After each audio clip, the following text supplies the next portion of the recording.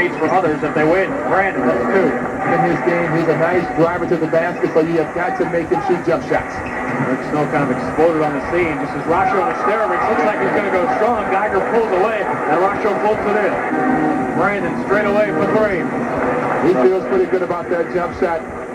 Terrell Brandon has been on fire for the Wolves. He won't go. Garnett taps it away from Hill to Brandon. Ahead of the field, Sealy, that's his spot for the baseline. That's great confidence in Malik Sealy. Quick push by Terrell Brandon. Malik Sealy found the place on the floor for easy shots. As you see Malik Sealy going very high, trying to make a spectacular play off the feed from Terrell Brandon. Brandon will run the break. Fire it in. 10-day span. Lynch. That's not the shot that Larry Brown wants to see Lynch fire up. Brandon on the other end. Can't draw the foul on Snow. He doesn't need to. Things are going well. They go well for you right now. The Wolves talked about making sure they got off to a good start.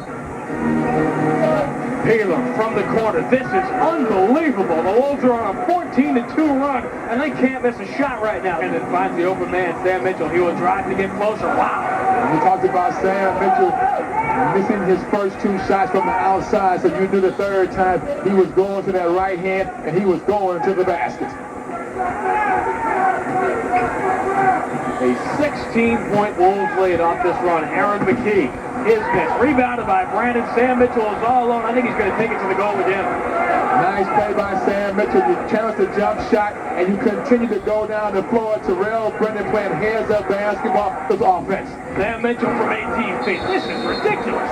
Here to have some points taken off the board. Brandon draws the foul on McKee. So that's an old-time move by Terrell Brandon.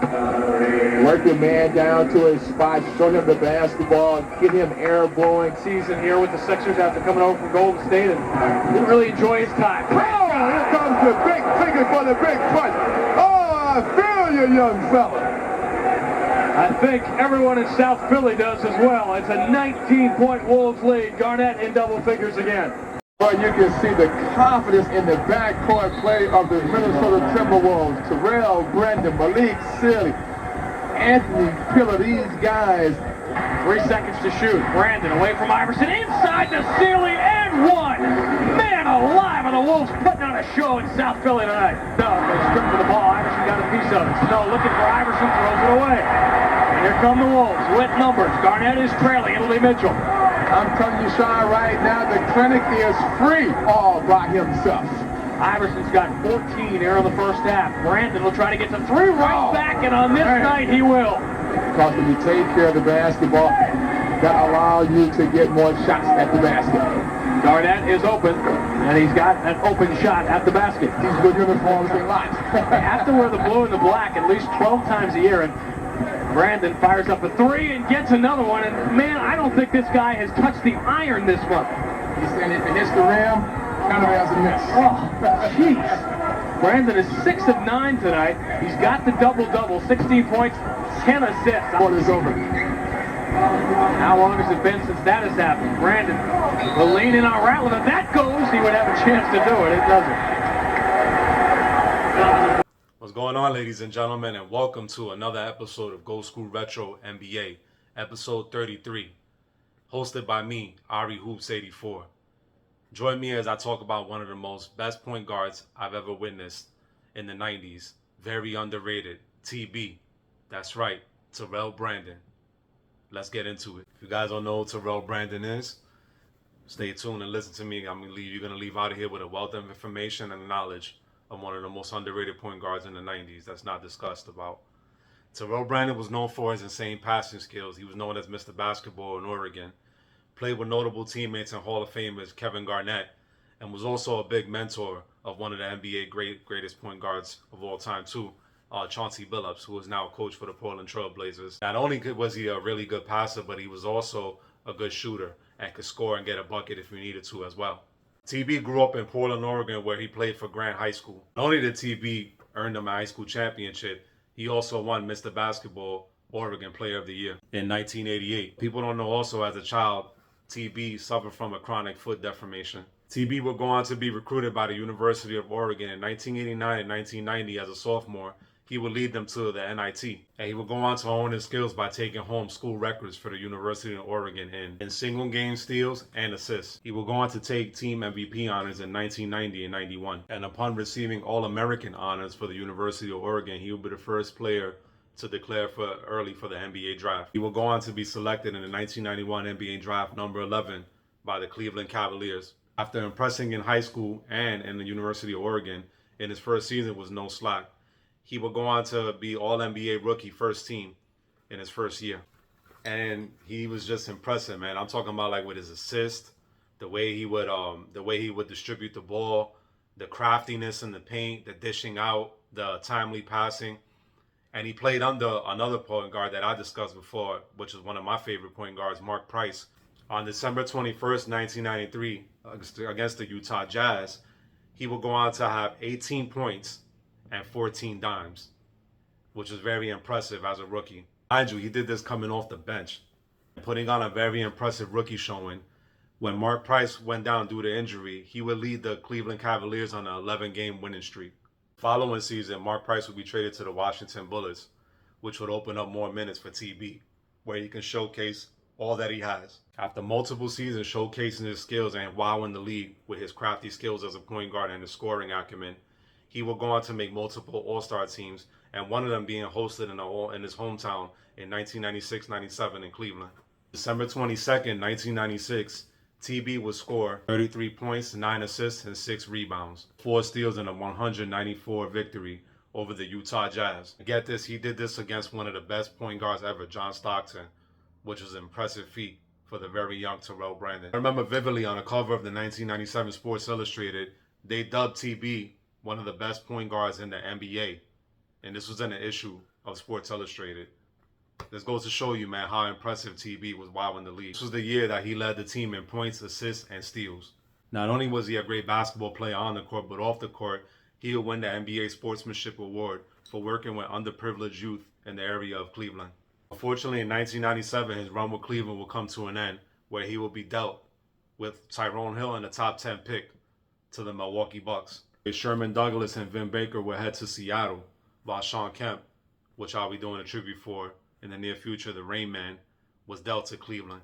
Cleveland at that time was very apprehensive on trading Terrell Brandon, but they didn't want to pass up the opportunity to land a legend and a phenomenal superstar like Shawn Kemp, so they felt compelled to, and unfortunately he was dealt. While playing very well for the Milwaukee Bucks, unfortunately Terrell Brandon only appeared in 50 games. The impact that TB had on the court was felt because the games that he didn't play, Milwaukee would struggle mightily, because Terrell Brandon led the team in steals and assists 2 years that he spent with Milwaukee.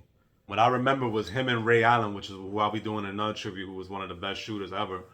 They both made a very good pairing. I enjoyed watching them, especially like I would watch SportsCenter and the highlights, and it would wow me, man, the way he would pass the ball, the way he would set his teammates up, and this guy was like a team first, like a pure point guard. And he was a kleptomaniac, and him and Ray Allen got a lot of good chemistry.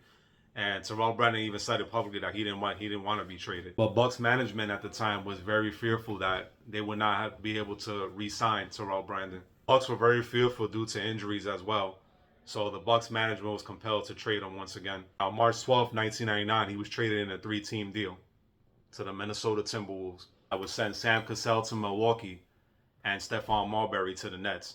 And once he joined Minnesota, him and Kevin Garnett were a very good pairing. And not only were they a good pairing, Kevin Garnett is one of the best power forwards of all time, one of the greatest power forwards I've seen, especially, my childhood and my teen years watching Kevin Garnett, especially early KG. I even wore his sneakers, man, when he had his first signature deal. I'm going to be talking about that in a future episode. But TB, man, they had so much good chemistry, man, just like he previously did with Ray Allen. I mean, the passing, the way he would set up Garnett in the post, the behind the back passing. I mean, if you guys haven't seen, man, TB was just phenomenal when it came to passing, and then he was just all over the ball, man. Really good on-ball defender.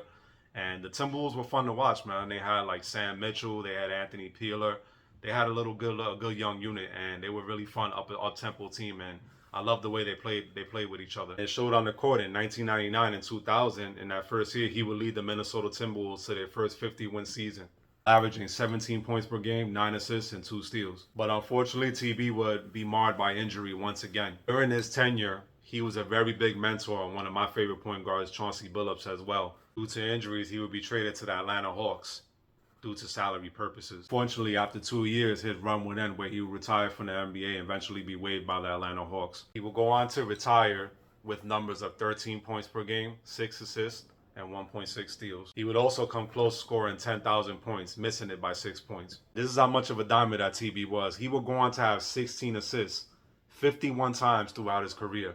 That's insane. It goes to show you how much of a dimer and assist man. And he was just a team first player that he was. And this is the reason why I really enjoy TB.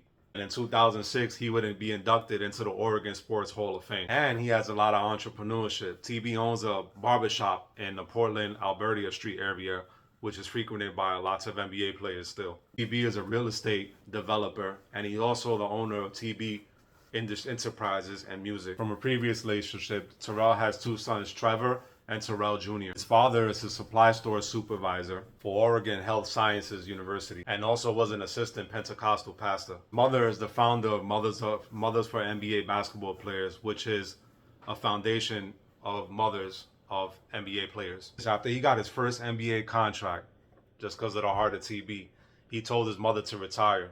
And while he was a bit underpaid, he still, with his first paycheck, told his mom to stay home and retire.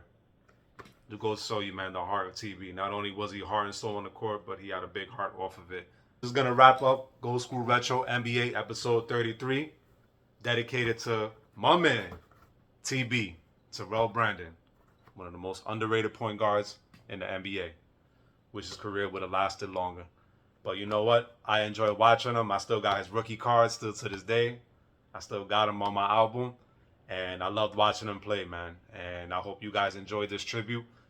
Don't forget to hit that like button, share with your friends, family, and anybody that loves Take It Down a Trip to Memory Lane. Thank you all for your continued support, and I'll be posting a lot more videos moving forward. So this is going to end it for Gold School Retro NBA, episode 33.